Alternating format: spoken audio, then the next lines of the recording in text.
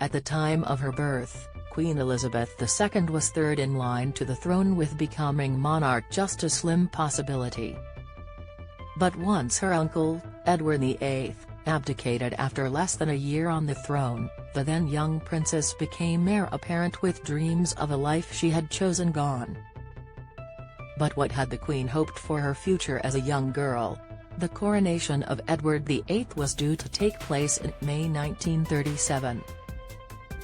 Despite preparations for the ceremony already underway, the then king had other plans in mind. He hoped to marry American divorcee Wallis Simpson and decided to abdicate. Shockwaves were sent through the nation as he addressed the British people via the radio on December 11, 1936, announcing that he could not carry the heavy burden of being monarch without the help and support of the woman he loved.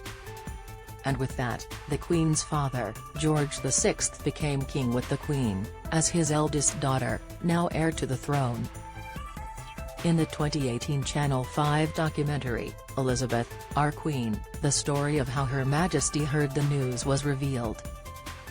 The Queen became heir to the throne following her uncle's abdication. Image, Getty. The Queen's father, King George VI, became the monarch in 1936. Image, Getty. The then Princess Elizabeth had come home from a swimming lesson when she heard proclamations of God Save the King from outside, and the Queen asked her footman what was happening. When she was told that her uncle had abdicated and that her father was now king, the Queen told Princess Margaret the news, who retorted, "Well, does that mean you're going to be queen now? Who are you?" The two princesses were then whisked away from their Georgian home, 145 Piccadilly, in London, and moved into Buckingham Palace when the Queen was just 10 years old.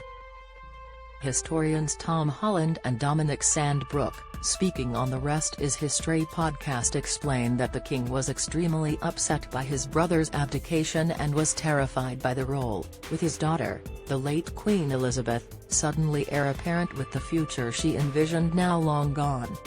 Read more. Palace shares unseen picture of Queen hiking in her beloved moorlands. The Queen had different hopes for the future at just 10 years old. Image, Getty. The Queen reportedly had more than 30 corgis in her lifetime. Image, Getty. Mr. Sandbrook explained that the Queen had wanted to become a country lady surrounded by animals, as she had had an outdoorsy sort of education. He said, "George VI never wants to be king. Has extremely upset when his brother abdicates, has terrified by the role and the public demands. He famously has this sort of stammer and doesn't really like public appearances and so on." His daughter, who is now about 10, she is suddenly the heir apparent. She already has a very clear idea of what she wants to be. She later said that she wanted to be a sort of country lady with horses and dogs. "I mean, that outdoorsy education had reaped its rewards already, and that possibility is immediately denied her." Don't miss, horror as man pushes girl to storm Queen lying in state platform. Report mourners watch Queen's funeral on phones due to travel disruption. Insight Army bomb squad rush to scene as police evacuate area. Analysis. The Queen had hoped of a life in the country. Image, Getty. Trending. Although the Queen was denied a life as a country lady, with much of her 70-year reign spent holding stately dinners and traveling to more than 100 countries, she had many animals whom she adored. Between 1933 and 2018, Her Majesty had at least one corgi at one time, and it is thought she had more than 30 in her lifetime. She was also a great lover of horses, with her beloved fell pony, Emma, standing by Windsor Castle on September 19 ahead of the arrival of the Queen's coffin.